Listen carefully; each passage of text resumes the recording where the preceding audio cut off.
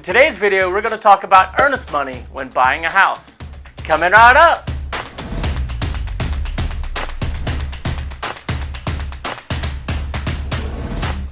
My name is Philip Randolph. I'm a real estate agent with Keller Williams Coastal Area Partners here in Savannah, Georgia. If you're new to my channel, thank you for joining me today. On this channel, we talk all about where people live, work, shop, and play in Savannah, and maybe some real estate topics too. So, what is earnest money when buying a house? I'm glad you asked. When you're buying a house and want to make an offer, you want to show the seller that you're serious about purchasing their home. You could do this by putting down an earnest money deposit, or some would call this a good faith deposit. When you submit an earnest money deposit, you're showing the seller a commitment from you. You know, skin in the game. When you do this, the seller is essentially taking their property off the market to other potential buyers while you secure financing, have the home inspection completed, and any other things during the due diligence period. Earnest money is not required in the state of Georgia, but I can assure you most sellers will not take your offer serious without one. Your earnest money can be refunded if you decide to cancel, or maybe it's based on something you found in the home inspection that you're not comfortable with, as long as it's prior to the due diligence expiration date.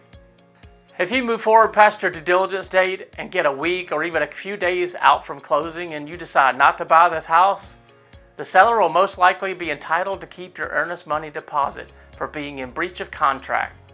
So how much do you offer for earnest money deposit? Well, this can vary from market to market in our country.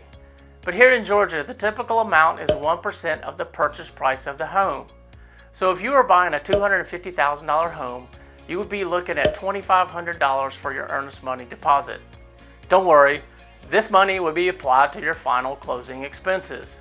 So if you had closing costs that were going to be $7,500 and you've already put down the $2,500 in earnest money deposit, you would then come to the closing with a balance of $5,000.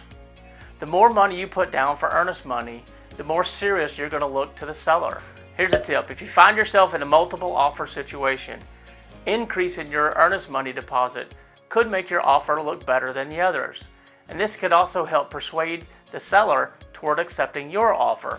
But keep in mind, the more you put down as earnest money, the more you are at risk losing if you were to find yourself in breach of contract. As a buyer's agent, I would be working with my clients step by step through this process to ensure we are aware of and meet all necessary deadlines to keep things running smoothly and not be in breach of contract. That could result in the loss of their earnest money deposit. Now we're going to talk about the three types of contingencies during the process of buying a house that could affect your earnest money deposit: the home inspection contingency, the financing contingency, and the appraisal contingency. The home inspection contingency is that you have completed your home inspection and you're either happy with the way the house is, or maybe you have negotiated a few repairs and you're ready to move forward. The finance contingency, this is where you've either gotten the green light from the lender, everything is approved and ready to go, or maybe something's changed. The interest rate may have gone up too much and you can't afford the house. Maybe you've lost a job. This is where you would have the chance to get your earnest money back prior to the expiration of the finance contingency date.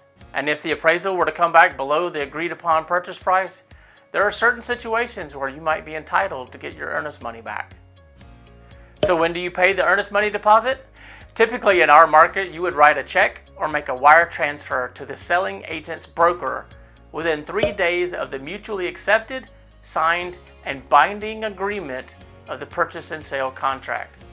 So just to recap, make sure you have all your ducks in a row before your due diligence period ends, and any other expiration dates on contingencies that you may have.